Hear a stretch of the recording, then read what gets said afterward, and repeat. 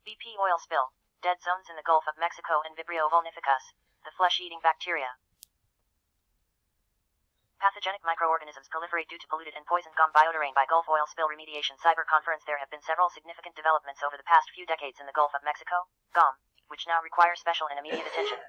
The multitude of oil spills, both large and small, require extraordinary remediation measures, as well as the application of safe and proven technologies which will not make the existing hydrocarbon pollution worse.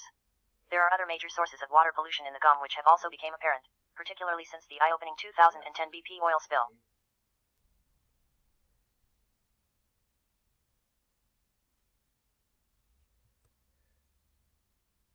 Mississippi fisherman loses arm to Vibrio flesh-eating bacteria in the Gulf of Mexico. Soaring Vibrio vulnificus infections reveal the degree of resonance between the gum body of water and the human body. The spate of articles over the past few years regarding the flesh-eating bacteria incidents coming out of the gum clearly indicate an evolving predicament which no one in government, federal, state, or local, or from industry, want to address in any meaningful way.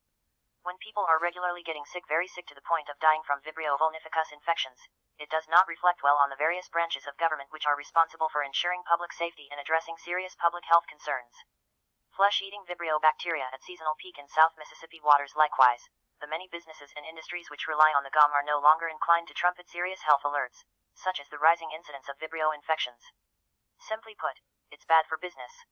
Whether you're a fisherman or boat manufacturer, hotel owner, or tour boat operator, a sick Gulf of Mexico does not look good on the front pages of the newspapers. This is especially true in the middle of the intractable recession that the Southeast economy has been stuck in since 2008. The same is true for the homeowners and commercial property developers, particularly the wealthy, whose mansions dot the coastline from the Florida Keys to the southeastern coastline of Texas. They simply don't want to hear that there are tar balls washing up on their secluded beaches, especially when those tar balls contain high numbers of Vibrio vulnificus. Or, that red tide is showing up off their coasts. Schools of dead fish, or dead dolphins, or dead whales washing up on their sandy shores are also an extremely undesirable image, especially when property values can plummet were the true condition of the waters to be publicized. Of course, this is exactly where much of the swimming, water sports, fishing and other GOM activities take place. The bayous and lagoons, bays, and estuaries, wetlands and swamps often function as traps for much of the pollution which is systematically produced within and/or dumped into the GOM. Because the normal circulation of these areas can be significantly limited at times, such as when the loop current stalls, they create an opportunity for the many toxic chemicals, hydrocarbon contaminants, industrial pollutants, and poisonous dispersants to both aggregate and densify. In so doing, they eventually create an hospitable environment for pathogenic microorganisms to propagate and flourish. Nothing demonstrates this concept better than the existence of multiple dead zones throughout the GOM. The following map delineates only those dead zone areas south of the Mississippi River, which have been the site of intensive oil and gas drilling since the early 1930s. Were the entire Gulf of Mexico to be similarly mapped out, the resulting dead zones would be shown to be growing in both numbers and size, particularly over the past many years that deep-sea oil drilling has been intensifying.